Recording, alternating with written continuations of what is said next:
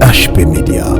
Obali mobali aza soula oleko mema ya bongwama au contraire yende akomiko abongolisi yo na vie ya masumu atikisi yo nzela ya Christ atikisi yo nzela koyembela Nzambe atikisi yo nzela kosalela Nzambe yo mutu zaki dévoué dans l'œuvre de Dieu à cause ya choix na yo ekeko boma Christ à cause ya choix na yo bayibi yo la bénédiction de Christ oya chaki kati na yo choix na yo sala.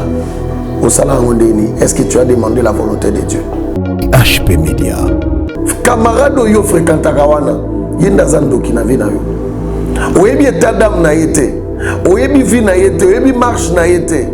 Yo monié ka camarade tika na biso vérité. La Bible dit vous connaîtrez la vérité et la vérité vous affranchira. Camarade union soza au vanda na yete. Moi si union soza moi c'est au balate. Mobali union soza mobali au balate. Ya yeba ikaza camarade na ye. Ayeba ki ba intention na yete. Ayeba ki motema na yete. Ayeba ki marche na yete. Nzoka ndavanda kana mutu ayida kaye. Avanda kana mutu amvia kaye. Oh bien-aimé dans le Seigneur, tika na ebisa yo. Choix na yo. Ego memo na bonheur. Choix na yo. Ego memo pe na malheur. HP Media. La chaîne qui vous édifie.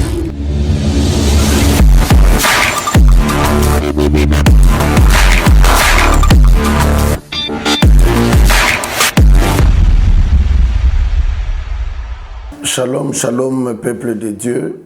De part où vous êtes partout, na Congo, Kinshasa, na Asie, na Europe, na Amérique, na Océanie.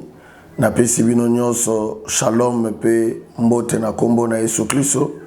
Moi c'est le prophète Germain Dimanja Pemba, visionnaire de l'ensemble nouvelle créature. Nalingi to sambela pona ko partager na bino maloba na Nzambe. Seigneur to pesi yo merci pona journée à lelo pesi biso lokola cadeau non emballé. Tika libotanyo surtout éternel Dieu o barolanda biso netando oyo bazala béni éternel Dieu na message pe bazala béni na présence na yo oyo kozana biso longo na kombo na Yesu na bebisi nyonso oyo confesser bonzambe na ote pambola litoyi nyonso ko pesa yawe na ngana message oyo litoyi waneza la béni pe pambola misala na ye pe vina ye na bebisi nyonso confesser bonzambe na ote zala ni le sens de fait. Et c'est là au nom puissant de Jésus-Christ. Il y a un message autant au bima. Oh ya éternel Dieu vient à échanger, vient à ékangolama, paix à la lumière na vie na parce que la Bible dit vous connaîtrez la vérité et la vérité vous affranchira na kombo na Yesu. Amen. Peuple de Dieu, na lingito partager na bino sur un thème où il est simple mais fort, le mystère de deux femmes. Le mystère de deux femmes. Ma bombami yabasi Mibale Yandumba. Le mystère de deux femmes prostituées. Le mystère de deux femmes prostituées. Où ils allaient dans 1 Roi, chapitre 3, le verset 16, au Kitina 27e verset. Na lingina tanga kaka moi quelques versets pour yo continuer na ndaku metotanga ndambu pour epesa biso lumière. Alors deux femmes prostituées vinrent chez le roi et se présentèrent devant le roi, devant lui. L'une des femmes dit, pardon mon Seigneur, moi et cette femme, nous demeurions dans la même maison et je suis accouché près d'elle dans la maison. 3 jours après, cette femme est aussi accouchée. Nous habitons ensemble. Aucun étranger n'était avec nous dans la maison. Il n'y avait que nous deux. Le fils de cette femme est mort pendant la nuit parce qu'elle s'est couchée sur lui. Elle se leva au milieu de la nuit. Elle a pris mon fils à mes côtés tandis que ta servante dormait et elle accoucha dans son sein. Et son fils qui était mort, elle a accouché dans son sein. Le matin, je me suis levé pour allaiter mon fils et voici, il était mort. Je le regardais attentivement le matin et voici, ce n'était pas mon fils que j'avais enfanté. L'autre femme dit, au contraire, c'est mon fils qui est vivant et c'est ton fils qui est mort. Mais la première répliqua nullement, c'est ton fils qui est mort, c'est mon fils qui est vivant. C'est ainsi qu'elles parlèrent devant le roi. Alors la femme dont le fils était vivant, sentit ses entrailles s'émouvoir pour son fils. Elle dit au roi, ah mon Seigneur, donne-lui l'enfant qui vit et ne le faites point mourir. Mais l'autre dit, il ne sera ni à moi ni à toi. Coupez-les. Et le roi, prenant la parole, dit, donne à la première l'enfant qui vit et ne le faites point mourir, car c'est elle qui est sa mère. Tout Israël a pris le jugement que le roi avait prononcé. L'on ne craignit le roi, car on a vu que la sagesse de Dieu était avec lui pour le diriger dans ses jugements. Bien-aimé dans le Seigneur, l'histoire de Bassimi Balé à Bandumba est renfermée la pensée de Dieu pour l'humanité.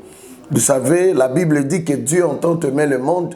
Il a donné son Fils unique, afin que quiconque croit en lui ne périsse point, mais qu'il ait la vie. Tout le monde a une histoire où Bassimi Balé à Bandumba, bazalaki na kata ndaku moko, babandeki kovanda ndaku moko, babandeki kolala na chambre moko, mais il est arrivé que na kati ya musala na bango ya kindumba, et bango nyonso bakomi na zemi, et oyaboti lundi, oyaboti mercredi. La Bible dit, au moment que oyabotaki mercredi et komi na butu, alaleli mwana ne akufi. Tango mwana kufi, alamuki kaka na butu wana, moni muninga na inenga alali na mwana, et à se permettre ya okende ko yiba muninga na mwana. Donc ayibi a changé. Azu oya ye akufa, acheli muninga na ye, oyo ya ye, oya muninga ya bomoy, alali nena tongo muninga la muki alobi non non non non non non non. Oaza mwana na ngai te. Alobi muninga pesa ngai mwana na ngai. C'est ainsi que comme boyebi basi ndenge ba vivara na kata communauté et ceux qui problème ezali bazwa solution directement te. Bakei kokuta na Salomo. Pour Salomo a tranché problème. Bien aimé, il y a des points très capitaux au esengeli yo yeba. Baké pas Salomo, baké koutana Salomo. Salomo a tuni bango problème ezanini entre binomi balé. Moi Sergio Maloba eliboso, oya botaki lendi, alobi roi, to vanda rabiso mi balé, moupa ya zalarate. Mais j'ai accouché auprès de cette femme.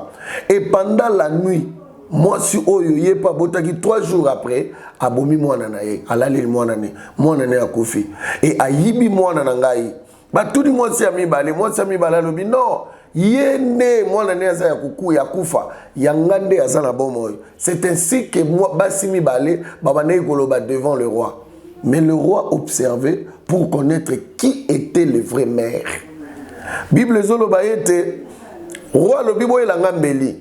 Il voulait maintenant savoir qui est le vrai maire. Et Bible zoloba roi le bibo kata mwana bopesa bango ndambu po bango nyonso baboti mwana moko ya bomoy. Et c'est impossible, Bassimi Balé babota mwana moko ya bomoy, c'est impossible. Mais roi salili sagesse parce qu'il était le roi Salomo, oya bandei ko diriger peuple Israël comme Azakina no lengi ayeba kité comment diriger ce peuple immense, peuple munene oyo David atikela ki e bateau ya commandement. Et le roi Azakina sagesse nzambe tango ayebisi soldat na ye a coupé mwana en 2 parties, après ça bango ndam Mama wezaki kolo mwana yoki michopwe ningani. Alobi roi bobo mwana te mais bopesa ye mwana comme alobi za mwana ne. Yami bala alobi te roi akozala ye te akozala ngai kata ye kaka biso nyonso tozanga ye. Roi ko comprendre que o yami bala zaki kolo mwana te ya liboso ndazaki kolo mwana. Bien-aimé, par là la pensée de Dieu quoi. La Bible dit la gloire de Dieu c'est de cacher les choses dans Proverbe. Total état ya prostitution te. La prostitution na kati na Bible est différent na prostitution ya mokili. Ya mokili moi si azobi manami ba lebele mais ya Bible ba bengi yango polythéisme.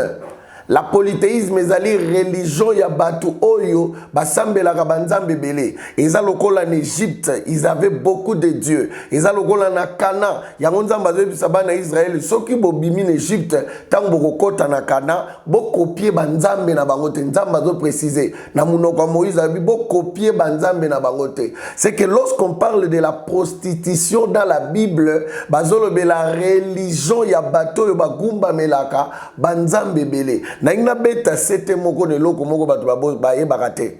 oyo ba pasteur mususu ba conduira ba peuple ya nzambe nerere soki lelo ngai prophète Germain mundimi na ngai ake kosambela epai ya muninga na ngai akomi ndumba molimo te parce que tozo sambela kaka nzambe moko. Mais soki mundimi azo sambela pa na ngai akomi kosambela akomi mutu abudidi en Congo akomi mutu ya église o basambela ka ba fodie yebande mwana wana komi ndumba molimo. Or na kati na l'église na biso pe tozana bandumba molimo. Comment azo sambela Yesu lokolo azondima ye lokola mokonzi pe mobikisi mazangi singate azangi biloko ye ba pouvoir ancestral te ya famille na ye bien aimé sengeli to boaka yango tondima Christ Jésus lui le seul et le véritable parce que la Bible dit dans Jean chapitre 17 prière sacerdotale Christ azoloba ete le royaume des cieux appartient à ceux qui connaissent Dieu le véritable et c'est lui qui l'avait envoyé. C'est qui? C'est Seigneur Jésus.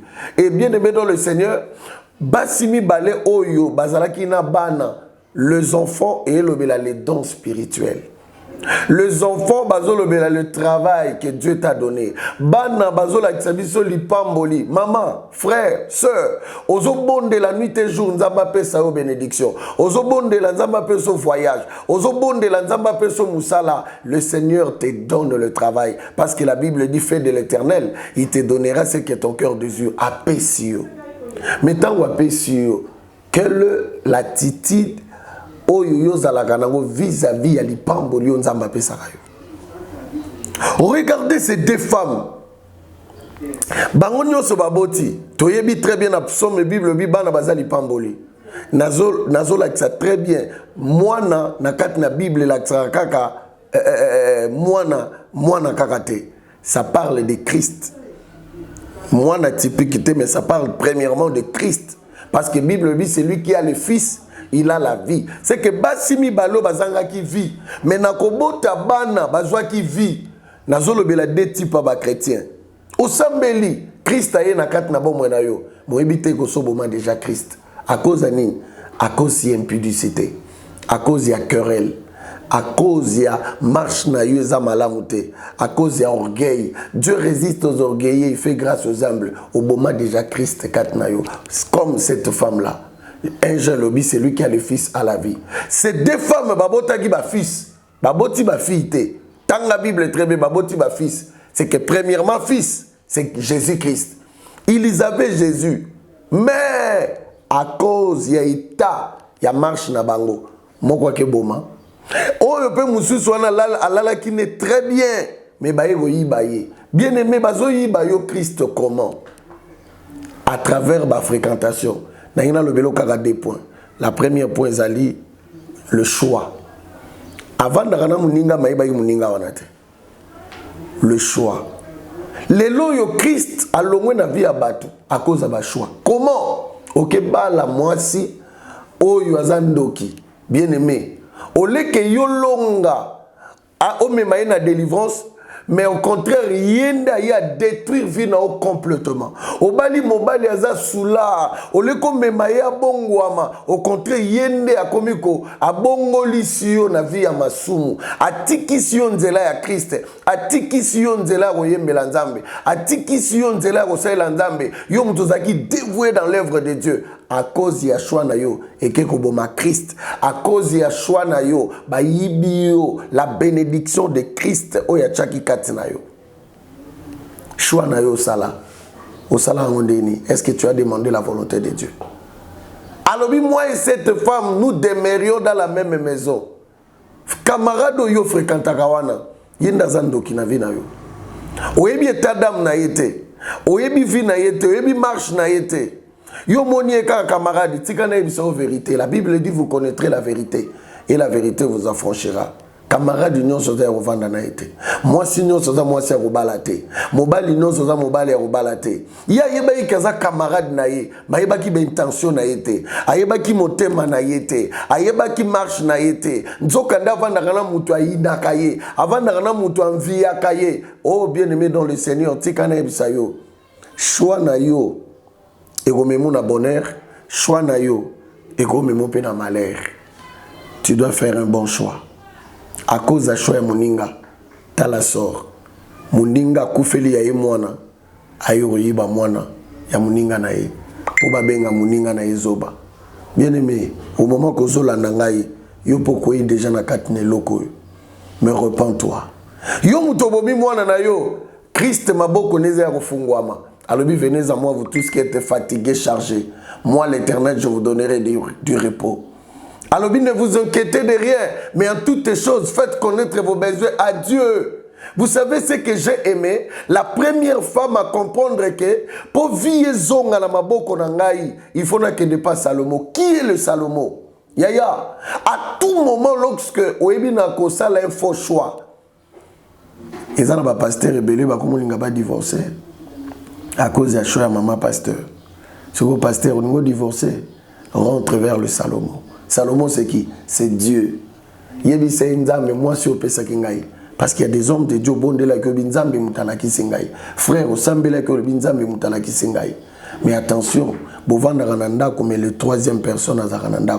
Alors bina Salomon, moi et cette femme, nous habitons dans la même maison. Aucun étranger. Oh bien-aimé, tu te trompes. La femme s'est trompée. L'étranger a sa quota qui déjà.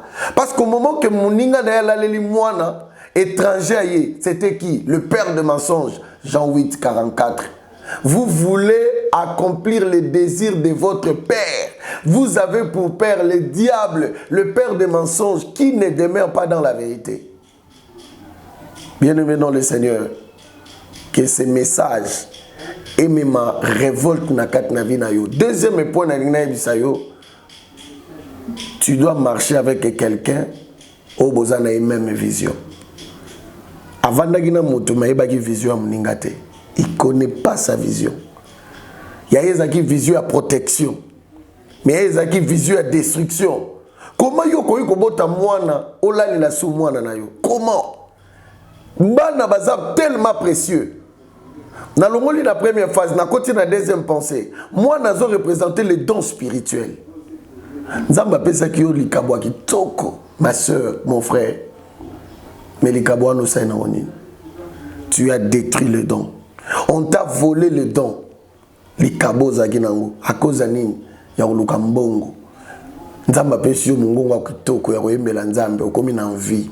L'homme de Dieu nzamba pesi yo likabo ya prophétie. Okomi na envie okomo bebisa likabo wana cause ya mbongo. À cause ya influence. Nani influence akabina yo? Nani azomema yo contraire ya vision o nzamba yebisa que l'homme de Dieu la muka ta vision là.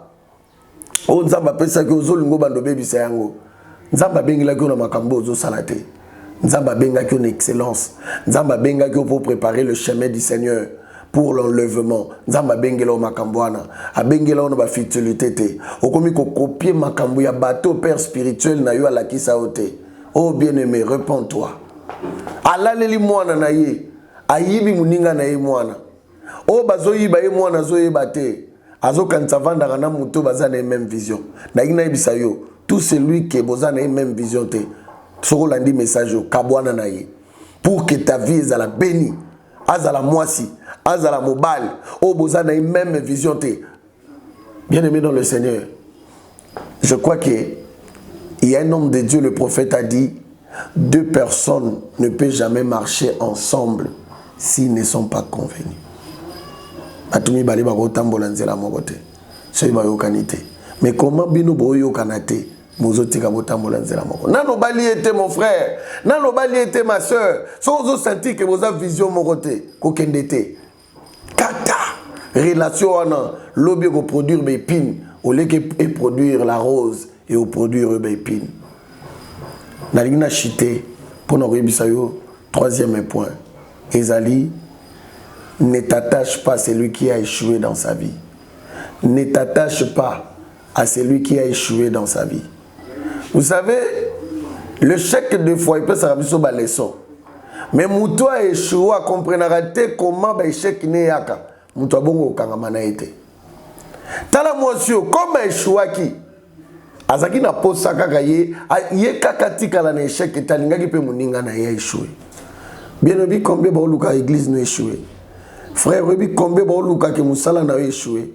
Oyebi combien le mariage n'a échoué. Oyebi combien le diable a quelque s'incarner dans ma famille, dans ma ninga pour faire échouer, à échouer. Mais moi je crois à ta foi. Et lorsque tu vas t'élever, pour nous comprendre, tout autour de nous, pour comprendre combien nous vivre échec. La vie na yo. Mais nous avons révolté un message sur le mystère de déprostituer. Le mystère de déprostituer. Où il vend ici la pensée du Créateur, notre Seigneur, Jésus-Christ. Voilà pourquoi, bien aimé, ce message n'a pas pénétré dans le manayo. C'est le Seigneur qui te parle. Maman, papa, de part où vous êtes, mais je prophétise sur toi. Retenez ces trois choses. La première chose, bien aimé dans le Seigneur, fais un bon choix. La deuxième chose, ne t'attache pas à celui qui est même vision. La troisième chose, oh bien aimé, Moutoua échoua déjà na vie na ye, kokanga mana ite. Kanga mana mutu oyo, nakat na vie na omo na gazo excellé. Mais Moutoua échoué, aza la leçon pour na yo, on fait que yo pour échouer. Amen, amen. Bien aimé dans le Seigneur, na pambola yo, na lo sambo, to sambelanga na yo, to prier le Seigneur Jésus, to yebisankolo, o ezali, ba vie na biso, to kangamara na batubele, to vandaka na batubele, mais to yebaka ba itadam ya batute. Il y a beaucoup de gens to kangamana bango, ozo kanisa ke yende bokotambola na eti na vie éternelle. Tikana interpeller loko moko. To vandaka au milieu ba santo pour te préparer la vie éternelle. Kokende pas Salomon, c'est ça l'enlèvement, c'est ça le jugement. Bien aimé, tokenda ko sambela, tokenda devant un Dieu qui est le juste juge. Ayaka peut pour nous juger nos sentiments, nos pensées, nos cœurs. Voilà pourquoi ce message est indayo sambela et révolté yo. Oloba men, oloba que Seigneur, kobanda lelo na zui décision, ya ko éviter ce frère, ya ko éviter ce sœur. Yozo mona go ke na libulu, mozo mitiko ke na libulu. Te nana poso lamuka, o telema que ce message o répété en tanga yango. Tanga message sur le mystère de deux prostituées na 1 Roi chapitre 3 le verset 16 à 26 et que le Seigneur aïmana komema on a dimension ya spiritualité. Il y a un makambu charnellement, mais il y a un yeux spirituel parce que le yeux est la lampe du corps. Bien aimé dans le Seigneur, est-ce que tu peux prier avec moi? Na lingui maranga kantiko yo et bongo to sambela na kombo na Jésus Christ.